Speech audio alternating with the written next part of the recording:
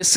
जवान ने जिन लोगों को मारने का प्रयास किया है, वो ना तो जाति देखी ना धर्म देखा इसने। इसने देखा कि कौन योगी मोदी का समर्थक है और कौन योगी मोदी का विरोधी है। केवल और केवल दर्जा जो है दिलाया। और अगर ईसा मसीह और पैगंबर साहब की तुलना किसी से की जा सकती है या उनसे ऊंचा कद किसी का हो सकता है तो वह केवल और केवल बुद्ध का हो सकता है। लेकिन बुद्ध की शांति और अहिंसा इनको पसंद नहीं है। इनको जोर जबरदस्ती से जो है हिंदू धर्म को स्थापित करना है। हिंदू बजरंग बली जी की ये क्रोधी स्वभाव वाली तस्वीरें दिखाकर यदि यही अंतर्राष्ट्रीय स्तर पर तस्वीरें जाएं और वहां पर ये लोग बोलें कि ये हमारे भगवान हैं, ये हमारे इष्ट हैं, ये हमारे देवता हैं जिनकी हम पूजा करते हैं, जिनको हम प्रेरणा स्रोत मानते हैं, पूरे विश्व के लिए ये लोग जो है मजाक का पात्र बन जाएंगे। सीधे सीधे जो है इस देश के लोगों को जो है, जो SC ST OBC लोग हैं, जो नॉन हिंदू लोग हैं, जो मुस्लिम्स हैं, उनको सीधे सीधे जो है इस बात की धमकी दी जा रही है कि यदि आपको इस देश में रहना है तो आपको जय श्री राम कहना होगा, भारत माता की जय बोलना होगा। आपने जो वंदे मातरम कहना होगा। बजरंग बली का चित्र आपने अगर कभी देखा हो, जिसको कि हाईलाइट करते हैं, आपने जो है गाड़ियों के पीछे लगा हुआ देखा होगा, झंडों पर लगा हुआ देखा होगा, कैसे आंखें निकालते हुए क्रोधी स्वभाव में राम का जो चित्र प्रस्तुत करते हैं, कैसे तीर कमान ताने हुए, भुजाएं तने हुए जो है, मतलब जो है इस तरीके के चित्र जो है RSS प्रदर्शित करती है। तो इससे जो है कोई भी व्यक्ति अंदाजा लगा सकता है कि RSS जो है इस देश के लोगों को क्या बताना चाहती है। हिंदू थे और यह भी हिंदू था, तो इसने जो है उसके प्रति कोई सहिष्णुता, कोई सहनशीलता या कोई धार्मिकता का या कोई धार्मिक भाईचारे का परिचय क्यों नहीं दिया। ये बहुत सोचने वाली बात है।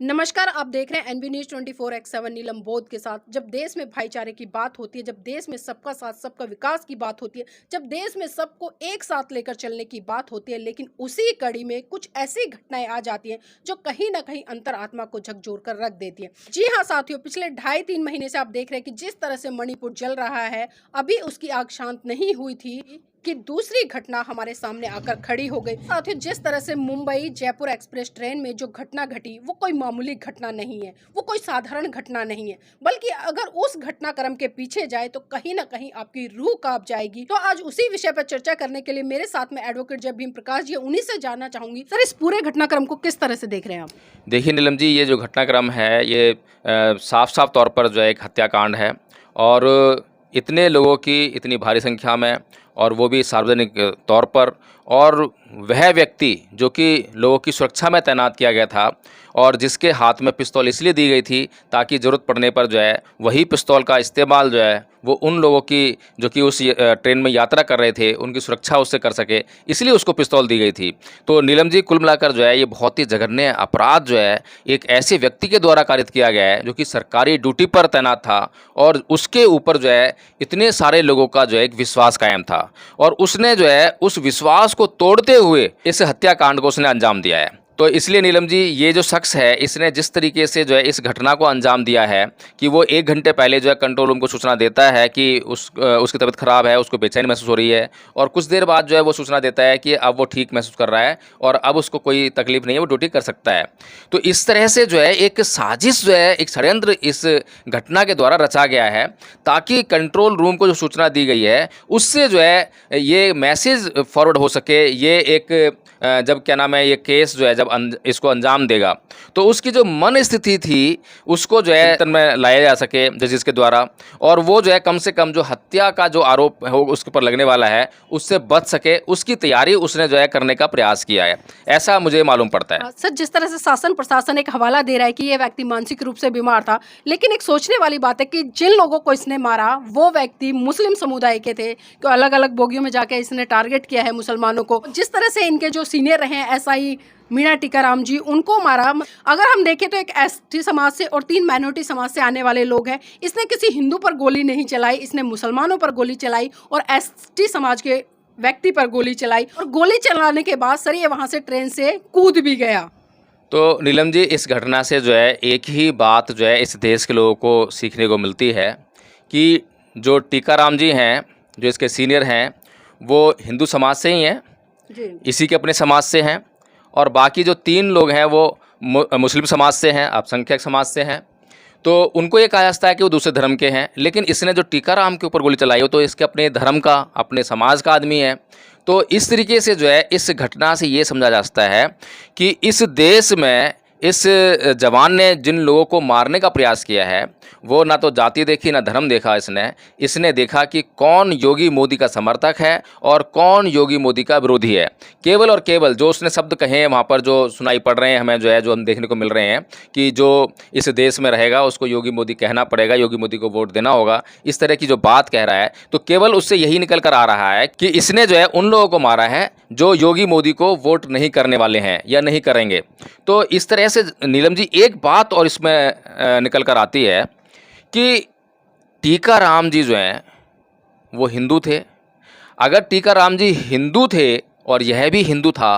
तो इसने जो है उसके प्रति कोई सहिष्णुता, कोई सहनशीलता या कोई धार्मिकता का या कोई धार्मिक भाईचारे का परिचय क्यों नहीं दिया? ये बहुत सोचने वाली बात है। ये इस देश के प्रत्येक हिंदू और प्रत्येक शूद्र समाज से आने वाले व्यक्ति को, एससी को, एसटी को, ओबीसी को, जो अपने आप को हिंदू मानते हैं, उनको ये समझना चाहिए, सोचना चाहिए कि यदि टीकाराम जी हिंदू थे तो इस व्यक्ति ने उस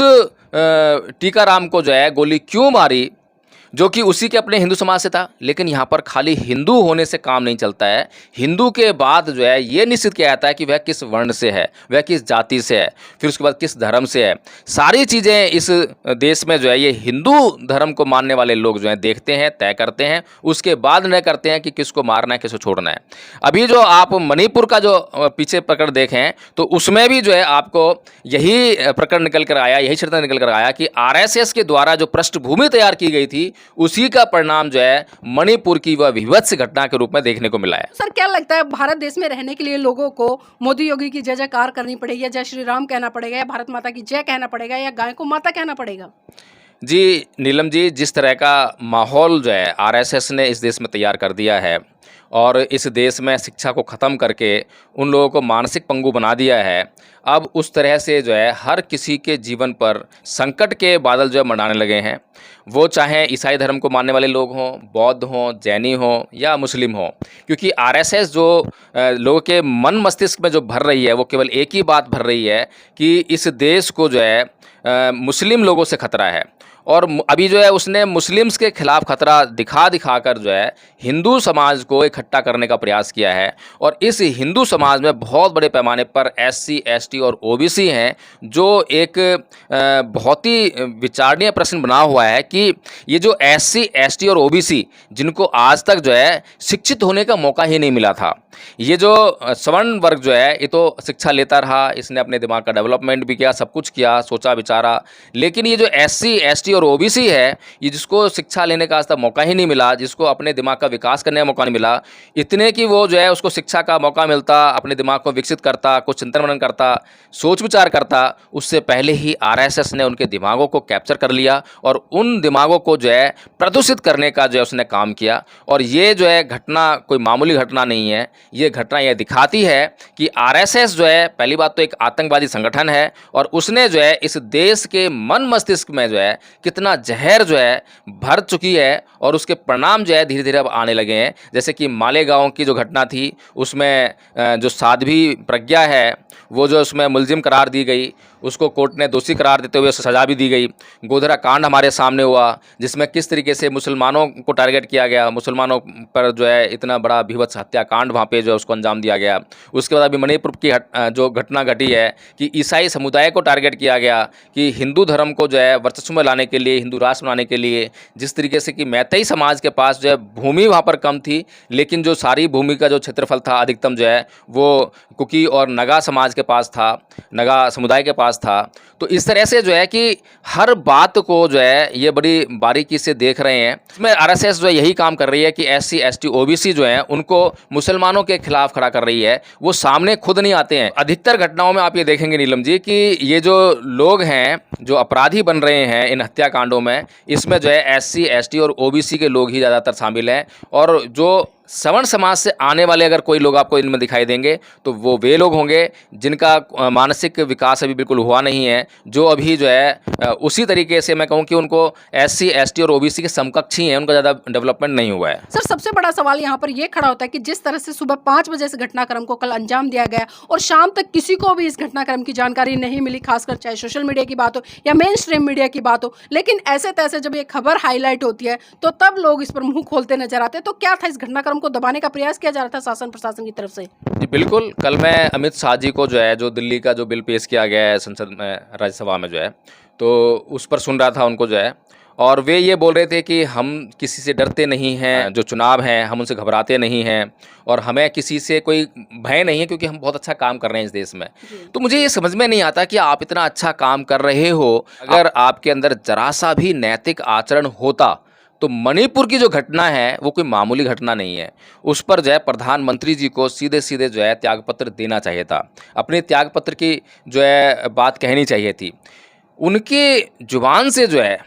ना तो बीजेपी के किसी कार्यकर्ता के उससे जो है, ना किसी पदाधिकारी से, ना प्रधानमंत्री जी के उससे, ना गृह मंत्री से, किसी के मुंह से आपने जो है ये त्यागपत्र का शब्द जो है नहीं सुना होगा। जबकि ये एक मॉरल ड्यूटी थी कि जिनके हाथ में जो है देश को संभालने की जिम्मेदारी दी गई है और वो उनके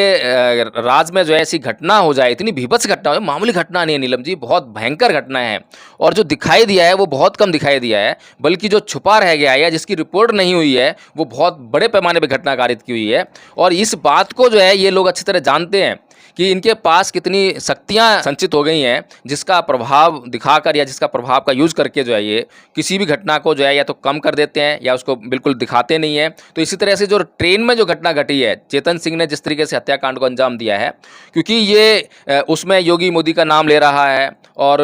उसमें जो है राजनीति की बात कर रहा है, राजनीतिक चर्चा वहाँ चल रही थी, तो इसको ये पूरा जो है छुपाने का प्रयास किया गया है। और अभी भी आप देखेंगे कि चेतन सिंह के खिलाफ जो है बहुत ही ढुलमुल रवैया जो है इनके द्वारा अपनाया जाएगा। आप देखेंगे कि जुडिशल सिस्टम जो है किस तरह से कार्रवाई करेगा। हमने पीछे भी देखा है कि किस तरह से बिल्किस बानो के मामले में जो है सुप्रीम कोर्ट ने, जो गुजरात जो राज्य है उसने और इस देश की सरकार ने किस तरह से जो है उस बिल्किस बानो को जो है जीते जी मार डालने का काम किया है। और नीलम जी, सबसे बड़ी बात तो ये है कि आरएसएस जिन नायकों को लोगों के सामने प्रस्तुत करती है, वह राम का चरित्र प्रस्तुत करती है, वह बजरंग बली का चरित्र प्रस्तुत करती है, वह कृष्ण जी का चरित्र जो है लोगों के सामने प्रस्तुत करती है। अब ये जो बजरंग बली का चित्र आपने अगर कभी देखा हो, जिसको कि हाईलाइट करते हैं, आपने जो है गाड़ियों के पीछे लगा हुआ देखा होगा, झंडों पर लगा हुआ देखा होगा, कैसे आंखें निकालते हुए क्रोधी स्वभाव में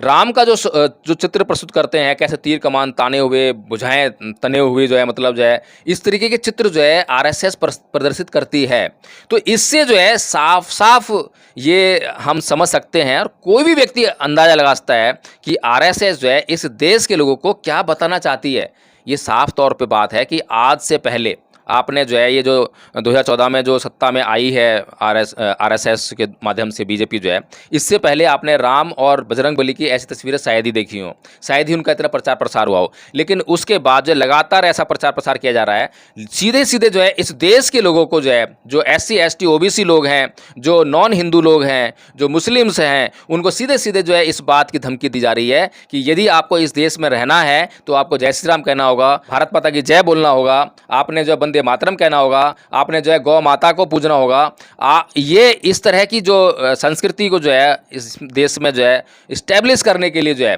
वो लगातार जो है धमकी का प्रयोग कर रहे हैं और हिंसा का बड़े पैमाने पर प्रयोग कर रहे हैं। तो नीलम जी, मुझे एक बात ये समझ में नहीं आती है कि राम और बजरंग बली जी की ये क्रोधी स्वभाव वाली तस्वीरें दिखाकर यदि यही अंतर्राष्ट्रीय स्तर पर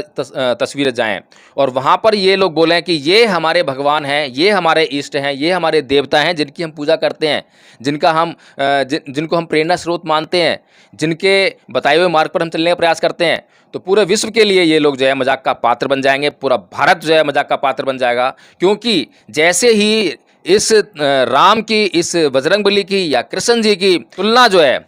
ईसा मसीह से और पैगंबर साहब से होगी, जो कि ईसा मसीह का आप चित्र देखिए, बिल्कुल शांत, करुणामयी, लोगों के भलाई के लिए अपना जीवन बलिदान करने वाले पैगंबर साहब का आप चित्र देखिए, तो उसमें कहीं पर भी आपको हिंसा के दर्शन नहीं होंगे। तो वहाँ पर जो है, जो कि ये ईसा मसीह और पैगंबर के साहब के सामने जैसे ही इनके चित्र आएंगे, ये धराशायी हो जाएंगे, इनकी छवि धूमिल हो जाएगी। लेकिन इस देश में एक ऐसी शख्सियत है, महानतम शख्सियत है, जिसने इतिहास में जो है इस देश को विश्व गुरु होने का दर्जा जो है दिलाया। और अगर